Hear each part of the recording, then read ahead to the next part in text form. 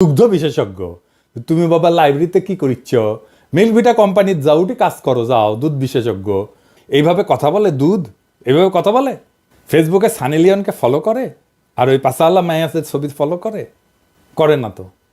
এবার আসেন ঢাকা বিশ্ববিদ্যালয়ের আর এক শাহবাগের ওড়নাকাণ্ড নিয়ে কথা বলি।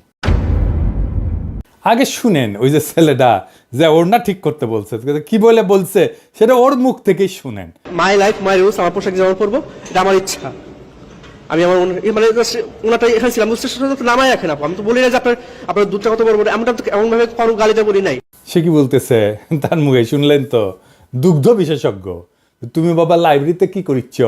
মিল্কভিটা কোম্পানির যাও, উঠে কাজ করো, যাও। দুধ বিশেষজ্ঞ ও নিজে ফেসবুকে কি ফলো করে দেখেন, কারে কারে ফলো করে দেখেছেন? রোজা রমজানের দিন দেখানো একটু মুশকিলই, কিন্তু তাও দেখেন। এডিটর সাহেব দেখাছেন, ওর পছন্দ দেখেছেন? রোজা রমজানের দিন ক্যাঙ্কা করে আর দেখাই কি শেয়ার করেছে দেখেন। হ্যালো গার্লস, তোমরা যদি প্রেম করো পাবজি লাভার দেখে প্রেম করবে, বিকজ তারা একটা গার্লফ্রেন্ডে ঠিকমতো হ্যান্ডেল করতে পারে না, আর 2-3টা no way, so they are 100% safe. PUBG lover is best as a person. একজন নারীর সাথে কেমনে কথা বলতে হয় সেটাই শিখেনি, কেমনে শিখবে? ও তো এগুলা দেখে ভিডিও। আমি ধরলাম যে তার লঘু পাপে গুরুদণ্ড দিছে, ধরেই নিলাম। কিন্তু ফেসবুকে মায়াগো পাশার ছবি দেখা ভাইটার রাস্তায় এসে দুধ বিশেষজ্ঞ হয়েছে, কোন আক্কেলে মৌলানা বেনে দিলেন ভাই। আব্বাসী হুজুর আমার অত্যন্ত পছন্দের একজন আলেম, উনার মতো একজন আলেমের কাছে যে উনারে নিয়ে গেলেন, আপনারা আব্বাসী হুজুরের সম্মানের বিষয়টা দেখবেন না? উনার কাছে আপনারা যারে তারে তো নিয়ে যেতে পারেন না। এই যে মালটা যাটা করবে এখন বা করিছে সব আব্বাসী হুজুরের গায়ে লাগবে তো। আর এই ছেলের তো বেসিক এডুকেশনের সমস্যা আছে রে ভাই। এরকম দামড়া বয়সে মাদ্রাসা এডুকেটেড একজন কি এইভাবে কথা বলে? দুধ এইভাবে কথা বলে? ফেসবুকে সানি লিওনকে ফলো করে আর ওই পাসাল্লা মায়াসের ছবি ফলো করে না তো। তো তাহলে কারে আপনি হিরো বানাইলেন?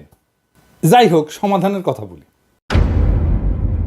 এই যে শাহবাগে জড়ো হইলে সবাই, সে জায়গায় ইন্টারভেনশন করতে হইতো মুরব্বীদের। এখানে কোনো মুরব্বী নাই।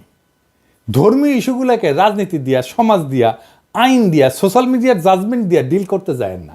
এটা করা যায় না, আমরা করতেও চাই না। এগুলো ধর্মীয় নেতাদের হাতে ছাইড়া দিতে হবে।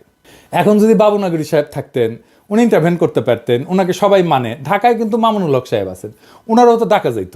আমার ধারণা উনি জানলে ইন্টারভেন করতেন। আমার অত্যন্ত পছন্দের একজন আলেম।